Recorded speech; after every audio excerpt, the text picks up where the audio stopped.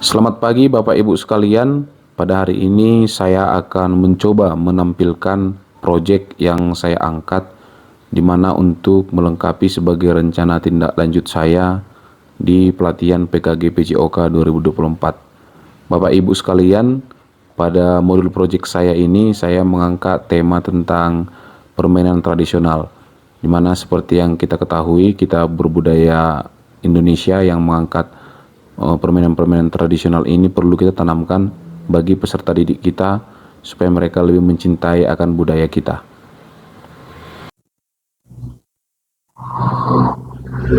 Di sini proyek saya adalah permainan tradisional. Nanti boleh tanggapan, boleh Bapak Ibu sekalian. Yang paling penting di sini adalah Bapak Ibu, kita tahu latar belakangnya kenapa kita ciptakan proyek itu, kita pilih temanya, dimensinya yang sudah ditentukan, tahu kita buat elemen dan sub-elemennya itu dari mana. Elemen dan sub-elemen itu kan udah ditentukan, kita tinggal tarik. Oke. Jadi kalau saya dari latar belakang, boleh Bapak Ibu kita koreksi, nanti Bapak Ibu kasih tanggapan juga. Produk permainan saya, proyek saya adalah permainan tradisional yaitu enggrang dan lompat tali atau engklek. Latar belakangnya, kenapa ini penting? Karena kita ini kan berbudaya masih tradisional yang harus kita lestarikan kan bagi peserta didik kita. Dan biasanya Bapak Ibu ini clue aja bagi mana tahu ada koordinator yang bermain. Anak SD pun lebih cocok masih di sini tahap bermain. Proyeknya sebenarnya yang kayak gini-gini kalau SD, kalau dari pembagian taksonominya. Ini penguatan proyek Pancasila. Di sini Bapak Ibu yang harus tahu kalau di P5 itu kita harus kolaborasi dengan guru yang lain. Jadi mata pelajaran yang berdiri sendiri itu adalah saya sendiri, mata pelajaran yang terlibat seni budaya dan muatan lokal. Kenapa itu seni budaya kan begitu? Karena tadi ini berbasis dengan budaya, maka saya libatkan guru seni budayanya. Muatan lokalnya pun saya libatkan untuk ikut dalam proses pembuatan proyek ini. Biasanya dalam proyek ini Bapak Ibu dapat jam jam mengajarnya tambah. Koordinatornya 2 JP. Yang ikut-ikut seperti seni budaya dan muatan lokal ini dapat 1 JP dia. Tingkat satuan boleh Bapak Ibu lihat. Ini contoh aja fase kelas. Jadi kalau di kami SMP, JP-nya di P5-nya dalam proyek ini hanya 6 pertemuan. 1 JP 40 menit. Kalau soal JP kayaknya Ibu FC, ya paham dia kalau JP, pembagian JP. Keras dia. Iya, keras sekali. Relax aja kita Bapak Ibu kan. Iya. Kalau soal pembagian jam, oke dia, oke punya dia. Dimensi profil Pancasilanya, nah ini Bapak Ibu sekalian. Jadi ini seperti berkebinekaan global, bernalar kritis, gotong royong. Ini bukan kita yang ngambil ya Bapak Ibu. Itu memang sudah disediakan. Ada yang udah buat proyek nggak apa-apa. Proyek P5. Oh iya Bu. Ibu ambil yang ini, yang dimensinya sama ya. Ya maksudnya sumber itu yang Ibu ambil itu dapat dari mana itu? Sudah memang ada ya. Karena ada. Karena di PMM kan boleh di-download. Tinggal download. Jadi nggak tahu dia sumbernya itu dari mana gitu loh. Berarti udah tepat, udah bagus Bu. Iya, itu kita pilih sesuai dengan proyek kita. Gitu. Ini dia dimensinya. Kalau dia kebenekaan global, elemennya pun ada. Nanti saya kasih. Nah, saya kasih tuh lengkap sama Ibu, tenang aja. Habis ini saya kasih modul lengkapnya semua. Kita pilih. Jadi nggak laku ya, Ibu Nita ya jalannya. Oke. Yang saya kasih itu ya. Elemennya, ya. Sub elemennya, target pencapaiannya, itu sudah ada. Ini semacam kalau dulu kita di K13 boleh dikoreksi KD dan KI. Nggak boleh kita ubah kan? Iya. Mulai dari protanya, silabus dan KI tujuan pembelajaran kan nggak boleh diubah. Ya seperti itu Leni. Kita nggak boleh ngarang. murid jadi gini-gini, nggak boleh kalau yang itunya. Nah, contoh gotong royong itu apa yang dipentingkan? Di dalam proyek saya ini Bapak Ibu, rancangannya ini dia. Boleh Bapak Ibu tampil ya. Kapan dia peluncuran proyeknya, berapa kali pertemuan. Itu harus Ibu rencanakan. Pengumpulan informasinya kapan, berapa kali pertemuan di sana. Pengembangan umpan balik. Oke, presentasikan. Presentasi ini maksudnya event boleh. Dipertandingkan boleh. Tapi kalau proyek yang hanya presentasi, boleh presentasi aja, boleh. Ini ada contoh Bapak Ibu, fotonya permainannya, peluncuran proyek. Ini engklek. Kalau merasa Bapak Ibu masih ingat lah, kita masih kena ya, seteka. Nah, kami masih kena. Tapi kalau anak-anak sekarang kayaknya nggak lagi. Ada ya? Kalau di sekolah saya Bapak Ibu nggak tahu mereka. Ini kan saya nih. Saya lagi ngajari mereka main steka ini. Karena gadget sekarang nggak, mereka nggak apa itu lagi loh. Padahal ini SD di sini. Oh, nggak tahu karena padahal lebih kampungnya di sana kan. Iya, lebih jujur aja lebih kampungnya Tualang. Tapi nggak tahu ini, nggak tahu. Yang mereka tahu itu ini egrang. Kalau ini masih ada, masih bermain mereka. Marjalekat. Lompat tali. Pakai karet. Ya, main ye apa sih itu ya. Yang paling penting itu asesmen di dalam proyek. Hati-hati Bapak Ibu memilih asesmen. Asesmen di dalam proyek itu karena kita ngasih ke kenyataan, dia nggak ada nilai. Kalau di proyek, dia adalah tahapnya, proses yang dinilai dia kan dalam kegiatan itu. Dari sub elemen tadi yang Ibu ambil dia berkembangkah, cakap sampai mahir, dipilih yang mana dia. Ini untuk asesmen pertemuan pertama. Jadi kalau di proyek mulai dari pertemuan itu selalu ada asesmen, setiap pertemuan ada asesmennya. Yang kedua pun sama seperti ini Bapak Ibu. Membuat di sini di pertemuan kedua lah saya membuat alat dan bahan permainan. Asesmennya saya buat.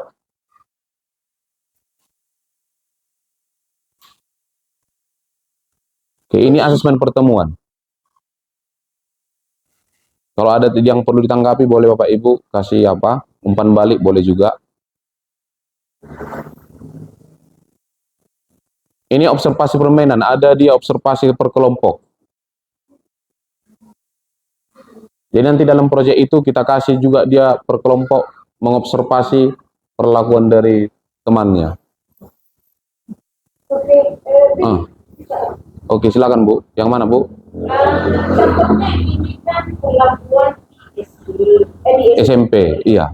Kami ini kan di SD, iya. Jadi maksudnya seperti ini, rata-rata untuk penerima di sekolah SD. kami ini itu masih tentang kearifan lokal. Contohnya untuk kelas rendah itu tanam menanam. Iya. Apa dengan itu pun harus perlu melakukan asesmen? Ya perlu Bu. Iya, jadi yang namanya proyek itu Ibu, harus kita asesmen dari awal. Setiap kita pertemuan mulai dari kasih materi, harus kita asesmen muridnya. Kan gitu. Di sini ada Bapak Ibu, saya sampaikan sedikit tentang PASE. Bahwasanya kita hanya tinggal ngambil aja. Ini dia, contoh Bapak Ibu di kelas berapa contohnya kalau SD? Coba kita ambil yang PASE aja. Oke, di sini tampil ya Bapak Ibu ya. Ya, jadi kurang jelas ya. Dimakskan ya. Udah pula aku di sini yang masnya ini. Nampak dari situ, yes? Bisa ya? Apa? Boleh. Agak kita miringkan dikit. Oke. Ini yang sudah disusun pemerintah, yang sudah diisi dalam kurikulum. Permendikbud nomor 12 tahun 2024 ya. Itu. Ini sub elemennya semua, Bapak Ibu. Nanti ini saya share aja. Ini pedoman ini saya share. Saya kasih ke Seperti silabus masa ke-13. iya, pas seperti silabus. Kita tinggal ambil aja. Tam, tam. Di sini dia semua Bapak Ibu. Contoh kan dimensi itu dari mana tadi beriman dan bertakwa itu satu. Kita pilih aja yang dimensi beriman bertakwa itu contohnya apa? Alat beragama, alat pribadi, alat kepada manusia, kepada alam gitu. Nah, nanti ini bahannya saya share. Boleh nanti Bapak Ibu rancang dan terbuka WA saya juga. Gak apa-apa, mana tahu kita bersharing-sharing kita. Sama CP pembelajaran pun saya kasih ini. Lengkap semua CP dari kelas berapa, fase berapa. Ini udah saya bagi. Ini boleh. Yang terbaru ini, pedoman terbaru. Oke, kita lanjut Bapak Ibu. Sedikit lagi tadi tentang proyek yang saya contohkan. Jadi contoh lagi adalah atau kawan-kawan lagi. Iya, boleh. Boleh kita kupas di sini lah Bapak Ibu. Contohnya gini, kalau untuk standarnya anak fase A, Iya. fase A, dia kan udah tahu kita kategori fase A itu kan kelas 1 dan kelas 2. Kalau kita buat kita asesmen berarti gurunya membuat asesmen offline ya. Kalau masalah online dan offline itu tergantung ke tadi aset based thinkingnya orang ibu di sekolah. Kalau online pastikan anak-anak itu sudah punya ya internet lah pastikan. Iya, kita harus pastikan. Tapi seperti yang tadi yang kita sepakati, jangan pula karena itu kita jadi terhambat proyek kita. Enggak, itu yang lebih penting. Saat ini kalau memang kita masih penting manual, proyek harus berjalan gitu. Kita itu kira-kira Bu kalau dari saya. Tapi kalau memang saya rasa memang kalau di hutan baru punya gadget semua pasti. Orang tua pun punya gadget. Belum ya? Maksudnya orang tuanya Bu? Enggak, yang ada masih ada ya? Masih ada sekitar 30%. Iya. Nah itu kendala baru. Kemudian contoh di rapor kami kan penima nggak terdeskripsi secara apa namanya detail. Iya, dia nggak mandi, P5 itu nggak secara mandiri di situ Iya. kan? Iya. Jadi solusinya untuk melakukan apa ini apa memang karena kami ini kan masih sedikit-sedikitnya aja Iya. ya Pak. Ya, istilahnya karena kami untuk pelatihan apa mendengar seperti ini, oh iya ini banyak hal. Jadi bagaimana caranya atau sistemnya dulu yang mau saya tanyakan untuk menerapkan P5 ini di fase A. Oh, jadi kita sepakati dulu ya Bapak Ibu. Operator di sini Bu Nita ya? Enggak, udah ganti. Udah ganti. Ibu kalau di Dapodik, setahu saya, kalau P5 pun nggak ada di situ dibuat kan? Enggak. Iya. Jadi itu kembali seperti yang tadi. Nanti saya buka, ini saya buka ya. Yes. Kita kupas langsung sampai ke situ.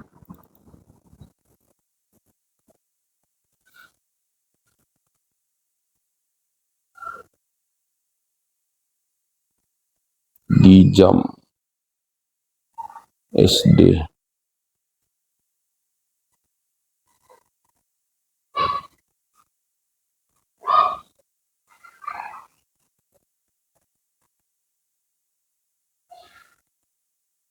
Sebentar ya Bapak Ibu, kalau untuk SD ada di sini. Saya pun kalau untuk SD pasti sama belajar kita ini kalau SD. Kalau SMP bolehlah saya. Di JP itu di JP itu.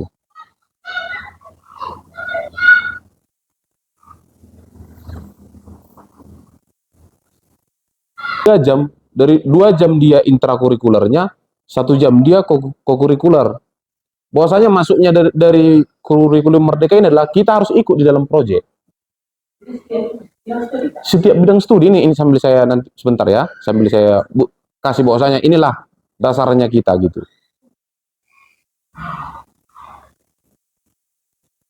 Di SD.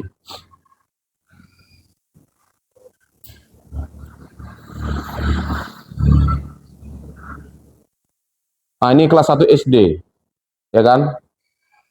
Ini contoh lah yang saya ambil.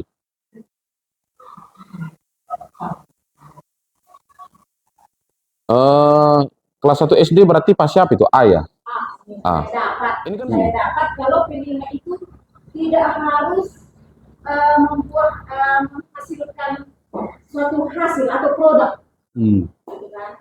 Tetapi ada teman saya mengatakan, jadi kalau kita membuat P5 itu, kalau dia tidak ada produknya, apa yang dihasilkan? Jadi bagaimana? Yang sudah yang apa ini yang mana? Kalau yang namanya memang project ya, memang ada produknya kan. Mungkin, tapi produknya nggak selalu gini, contoh. Nggak selalu menciptakan sebuah produk. Tapi, sebuah karya contoh. Hasilnya, pertandingan lah, itu kan nggak jadi produk lagi. Tapi event jadinya kan. Jadi ada. Jadi ada judulnya gitu aja loh. Jadi gini, perbedaan di situ tadi miskonsepsi antara kami itu di situ tadi. Jadi mereka mengatakan bahwa P5 itu ya udah ditetapkan P5, mau ada tidak ada hasilnya, ya pokoknya mereka sudah mendapat itu P5. Oh, nggak bisa juga lah saya rasa itu udah masuk ke intral itu jadinya. Iya, jadi di dalam teori, intra. Teorinya kan mereka sudah menanamkan secara tidak langsung kan, basic learning ini kan, project basic learning.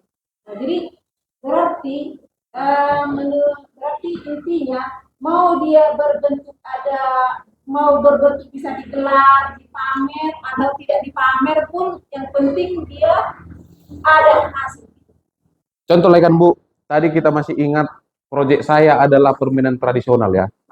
Saya kan nggak menciptakan, kan udah nggak menciptakan. Tapi di dalam proyek itu saya buat tadi mempertandingkannya secara tradisional. Pertandingan itu adalah proyek.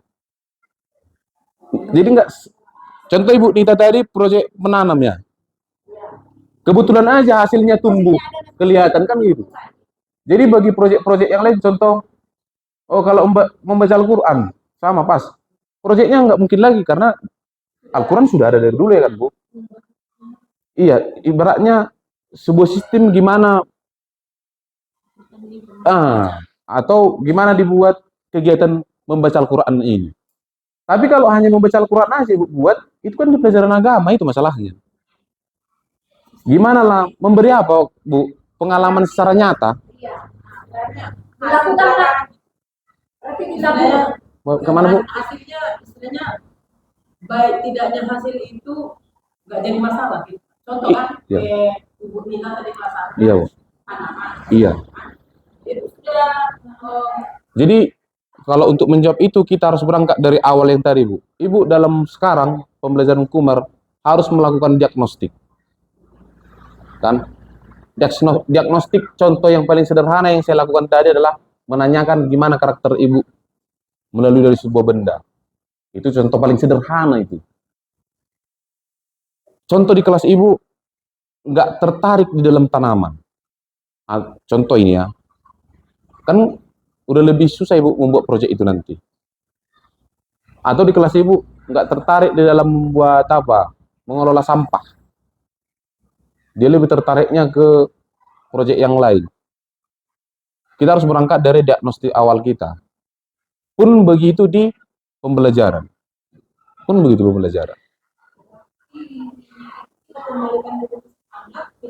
Setelah kita nilai, iya, punya data kita, iya. Iya.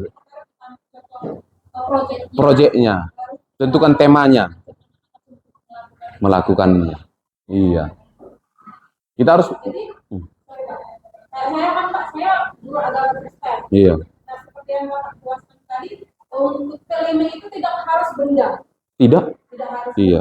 Jadi kalau misalkan saya kayak yang Bapak buat tadi contohnya kan kegiatan tradisional, permainan tradisional itu diperlombakan secara tradisional.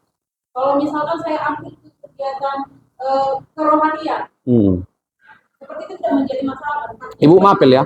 Iya Pak. Yang penting itu di situ adalah kita melihat kegiatan siswa, bagaimana anak itu. Tapi kalau di mapel gini Bu, kita harus sepakat dulu. Beda mapel, beda guru kelas ya. Mapel berdiri sendiri. Sama kayak saya PJOK. Ibu kan agama. Sudut pandang berangkat diagnostik ibu pasti soal agama dulu. Ya. Jadi kalau saya sih, gimana lah buat proyek keagamaan yang ibu yang potensi anak-anak kan banyak di sini agama Kristen. Tapi buat event ibu, contoh kebaktian itu suatu proyek loh. Kebaktian itu kan proyek. Tapi kalau ibu buat jadi ke tradisional dia kan kurang ngeh dia dengan sudut pandang. Ya, contoh Bu, itulah. Atau yang lain apa? Agama kayaknya banyak lah ya. Cerdas cermat. Itu project itu loh, event. Iya, bernyanyi lagu rohani di pertanding.